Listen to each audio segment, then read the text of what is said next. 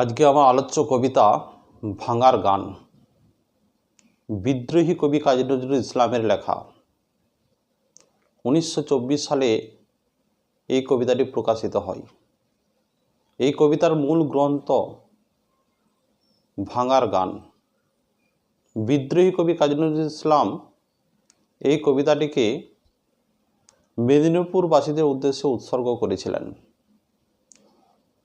এই কবিতাটি রচিত হয়েছিল 1924 সালের কিছু পূর্বে। 1921 সালের পর ধারণা করা হয়। তো সেই সময় ভারতবর্ষ বিপ্লবী আন্দোলনের দ্বারা উত্তাল হয়ে ওঠে। ভারতবর্ষ থেকে অত্যাচারী শাসক ব্রিটিশদের তাড়ানোর জন্য বিপ্লবী যুব সমাজ উঠে পড়ে লেগে যায় এবং এই বিপ্লবী যুব সমাজকে অনুপ্রাণিত করার জন্য বা উৎসাহিত করার জন্য কবি এই কবিতাটি লেখেন।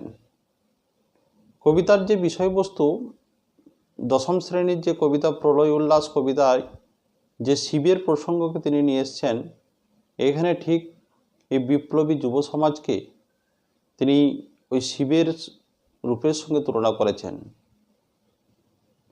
কবিতার বিষয়বস্তুটা কি, যে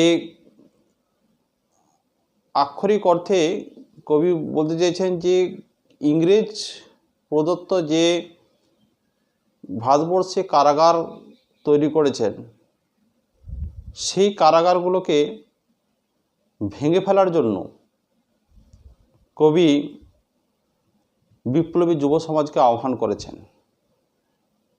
এবং যদি ব্যাপকভাবে অর্থ প্রকাশ করি, যে ইংরেজদের দ্বারা ভারতবর্ষ একটা অদৃশ্য কারাগারে পরিণত হয়েছে। এই অদৃশ্য কারাগার মধ্যে আমরা ভারতবাসী সবাই বন্দী আছি। এই ভারতবাসীকে এই কারাগার থেকে মুক্ত করতে হবে, অর্থাৎ ইংরেজদের যে শাসন শোষণ অত্যাচার থেকে এই ভারতবাসীকে মুক্ত করাই হচ্ছে উদ্দেশ্য। সেই জন্য বিপ্লবী যুব সমাজ সশস্ত্র আন্দোলন শুরু করেন এবং এই সশস্ত্র আন্দোলনকে সমর্থন জানিয়ে কবি কাজী নজরুল ইসলাম এবং সেই সশস্ত্র আন্দোলনের গতিকে আরও গতিশীল করার জন্য, তাদেরকে উৎসাহিত করার জন্য কবি এই কবিতাটি লিখেছেন।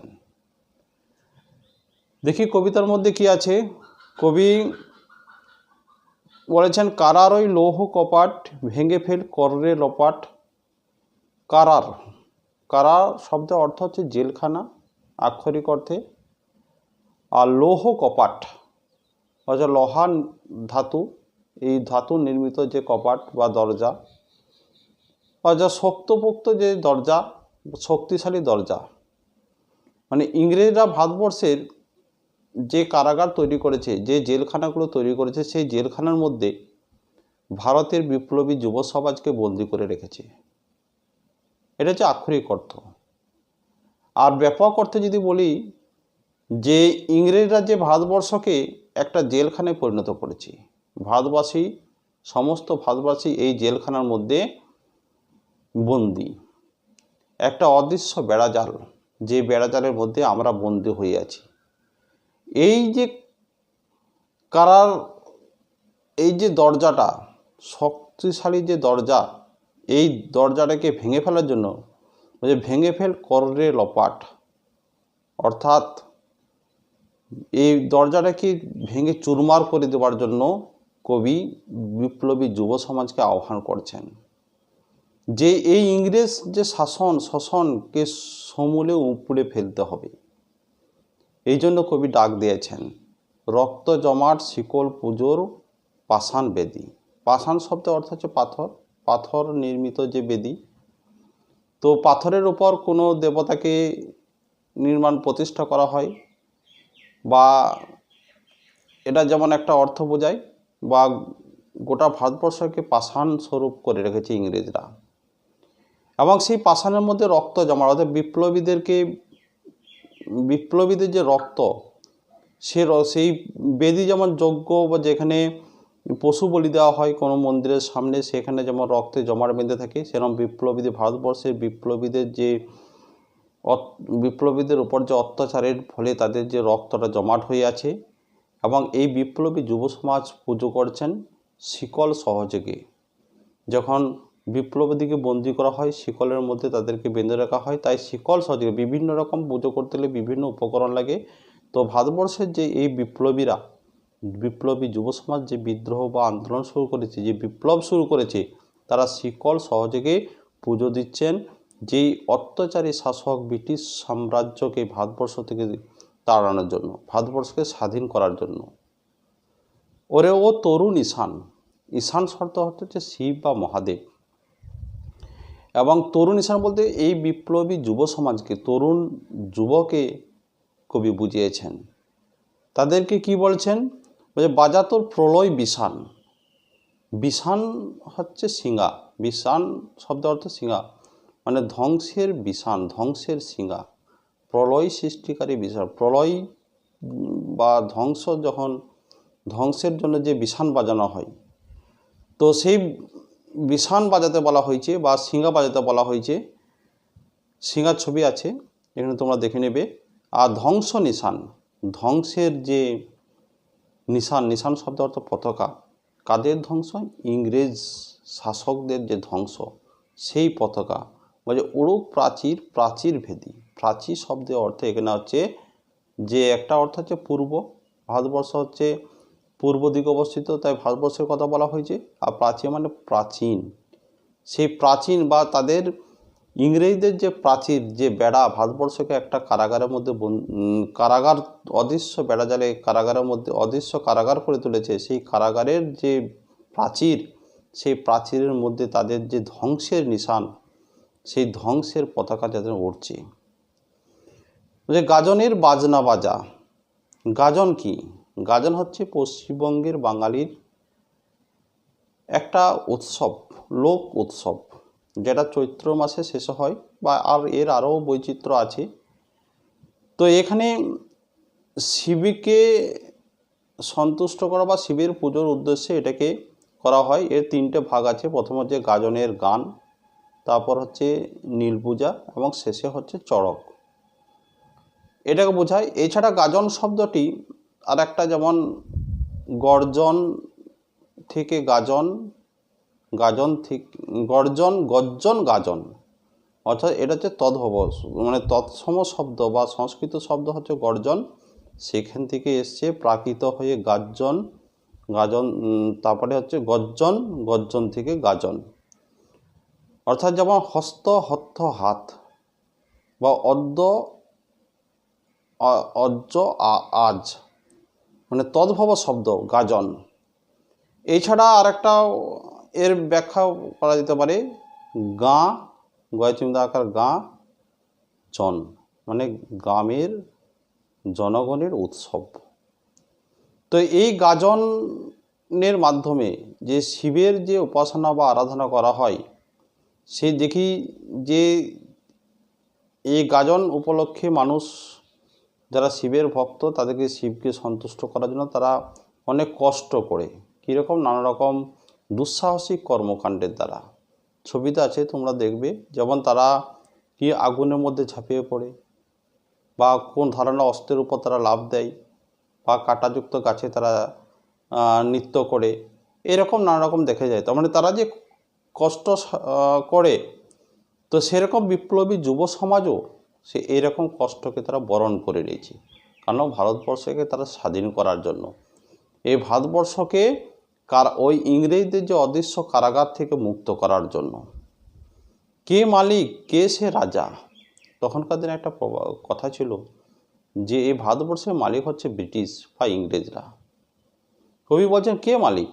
ভারতবর্ষের মালিক তো আমরাই, ভারতবাসীরাই। কে সে রাজা? ইংরেজরা নয়, আমরাই রাজা।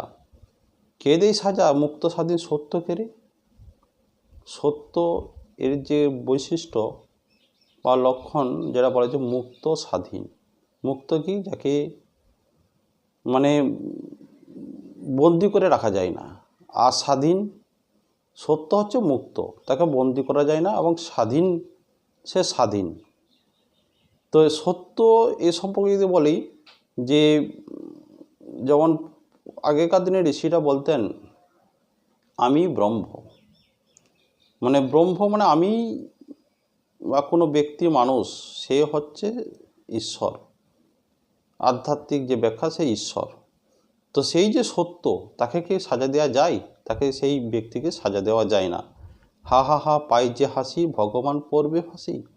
এখানে ভগবান বলতে কবি হেসে বলছেন, ভগবান বলতে সেই বিপ্লবী যুব সমাজকে, এই যুব সমাজকে ফাঁসি দেওয়া যায় না। হয়তো বিপ্লবীদের যে ফাঁসি, তার একটা তথ্য ইংরেজদের কাছে বা রেকর্ড আছে, যে বিপ্লবীর দেহটাকে ফাঁসি দেওয়া যায়, তাদের যে ভাবনা, যে চেতনা, তাদের যে আদর্শ, সে আদর্শটাকে ফাঁসি দেওয়া যায় না। ওই সর্বনাশী এই ইংরেজদের বলা হচ্ছে শিকায় হীন তথ্য কেড়ে। এই যে তথ্য তাদের, এই তথ্যটা হীন, তুচ্ছ তথ্য। তাদের একটা সংখ্যা আছে, এতজন বিপ্লবীকে হয়তো তারা ফাঁসি দিয়েছে, কিন্তু বিপ্লবীদের যে আদর্শ, তারা যে আরও বিপ্লবী হয়ে উঠেছে, বা তারা ভারতবর্ষকে স্বাধীন করার জন্য তারা যে আরও ঝাঁপিয়ে পড়েছে, দেশ উত্তাল হয়ে উঠেছে, এটাকে কখনো ফাঁসি দেওয়া যায় না। তারা দেবতা স্বরূপ। বলছে ওরেও পাগলা ভোলা। কাজে পাগলা ভোলা হচ্ছে এই বিপ্লবী যুব সমাজকে। দেরে দে প্রলয় দোলা, মানে ধ্বংসের দোলাদে। মানে যখন শিবকে বলা হয় ধ্বংস এবং সৃষ্টির দেবতা, খারাপের ধ্বংস করেন এবং ভালো সৃষ্টি করেন, সেরকম এই বিপ্লবী যুব সমাজের যে আন্দোলন, যে বিপ্লব, তার ফলে একটা প্রলয় সৃষ্টি হয়েছে। তারপর যে প্রলয়ের দ্বারা কি বলছে, দেরে দে প্রলয় দোলা গারদগুলা, গারদ মানে জেলখানাগুলো, জোরসে ধরে হেঁচকা টানে, মানে আক্ষরিক অর্থে যে ইংরেজ নির্মিত যে কংক্রিট জেলখানা, এবং ব্যাপক অর্থে যদি বলতে পারি এই ভারতবর্ষটা এক প্রকার অদৃশ্য কারাগার ইংরেজদের দ্বারা, সেই জেলখানাকে তাকে ভেঙে ফেলতে বলেছে। জোরসে ধরে হেঁচকা টানে, বলছে জোরসে ধরে, মানে হেঁচকা টানতে বলছে, মার হাক হইদুরি হাক। এই যে হইদুরি শব্দটা, এটা একটা টেকা পড়ে। তো হইদুরি মানে এখানে ইসলাম ধর্মের যে শেষ বা শ্রেষ্ঠ নবী হজরত মুহাম্মদ, তার পরবর্তী যুগে যে চতুর্থ খলিফা ছিল হায়দর আলী, তিনি একজন বীর ছিলেন। তিনি যখন যুদ্ধতে অবতীর্ণ হতেন, তার যে হাঁক, তার হাঁকে শত্রুপক্ষ ভয়ে অতিষ্ঠ হয়ে যেত। তো তারা ভয়ে পলায়ন করত সেই শত্রুপক্ষ। তা সেই হইদুরি হাঁক, হায়দর থেকে হইদুরি, বা আরেকটা এর ব্যাখ্যা করা যায়, হায়দর শব্দটা হচ্ছে আরবি শব্দ, এর অর্থ হচ্ছে সিংহ। সেটা পদ পরিবর্তন হয়ে হইদুরি বাংলায় যখন এসে তখন হইদুরি। তার যে হাঁক, সিংহের গর্জনকে বলা হয়। বিপ্লবীদের যে গর্জন, সিংহের গর্জনের মতো। বলছে কাঁদেনে দুন্দুবি ঢাক, যুদ্ধের বাজনা। যুদ্ধ হলে তার একটা বাজনা হয়, দুন্দুবি বলা হয়, সেই ঢাক। বলছে কাঁদেনে ডাক ওরে ডাক, মৃত্যুকে ডাক জীবন পানি। বলছে মৃত্যুকে তোমরা বরণ করে নাও, জীবন পানি। যে বিপ্লবী যুব সমাজকে কবি বলেছেন যে ভারতবর্ষকে স্বাধীনতা আনতে গেলে, ভারতবর্ষকে পরাধীন মুক্ত করতে গেলে, অর্থনৈতিক সচ্ছলতা আনয়ন করতে গেলে, ভারতবর্ষের মুখে হাসি ফোটাতে গেলে মৃত্যুকে বরণ করতে হবে। এই মৃত্যুকে তুচ্ছ বলে বরণ করতে হবে। বলছে তারা এই মৃত্যুকে তারা বরণ করে নিয়েছিল। নাচে ওই কাল বসে কি, কাটাবি কাল বসে কি। বলছে নাচে ওই কাল বসে, কাল বৈশাখীর যে নৃত্য। আচ্ছা, এখানে ভগবান শিবের যে নৃত্য, মানে খারাপকে ধ্বংস করার, সেরকম বিপ্লবী যুব সমাজ, মানে গোটা দেশটা উত্তাল হয়ে গেছে বিপ্লবী আন্দোলন। ইংরেজকে তাড়ানোর জন্য যে আন্দোলনে গোটা ভারতবর্ষ উত্তাল হয়ে উঠেছে, একটা গতি এসেছে, আন্দোলনের গতি সৃষ্টি হয়েছে। তো বলছে কাটাবি কাল বসে, কাল শব্দের অর্থ হচ্ছে সময়, বসে বসে সময় কাটাবি। দেরে দেখি ভীম কারার ওই ভিত্তি নারী। বলছে ভীম, ওই কারাগারে, ভীম মানে ভয়ঙ্কর ওই যে কারাগার, শক্তিশালী যে কারাগার, সেই কারাগার আলংকারিক অর্থে হচ্ছে যে ভারতবর্ষ অদৃশ্য কারাগার। সেই ইংরেজদের শাসন অত্যাচার, ইংরেজদিগকে ভারতবর্ষকে তাড়িয়ে দাও, তাদের ভিতটাকে নাড়িয়ে দাও, কারাগারটাকে ভেঙে চুরমার করে দাও। লাথি মার ভাঙরে তালা, বলছে লাথি মেরে তালা ভেঙে যত সব বন্দিশালায় আগুন জ্বালা। কবি বলছেন যত সব বন্দিশালা আছে, ইংরেজদের যত বন্দিশালা, সেখানে আগুন জ্বালা, আগুন জ্বালা ফেল উপাড়ি। এখানে ফেল উপাড়ি, উপড়ে ফেলতে বলেছেন।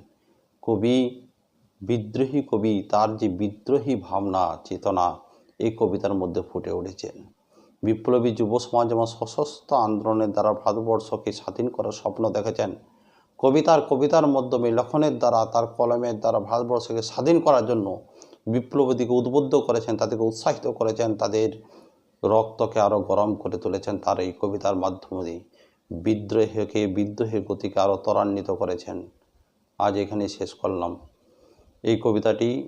আমার যে ব্যাখ্যা, এখানে সমস্ত প্রশ্ন আশা করি ব্যাখ্যা তোমরা পেয়ে যাবে এবং ঘুরিয়ে দেখবে এবং এটা শেয়ার করবে আর সাবস্ক্রাইব করবে আমার যে চ্যানেল এসো বাংলা পড়ি। আজ এখানে এতটুকু।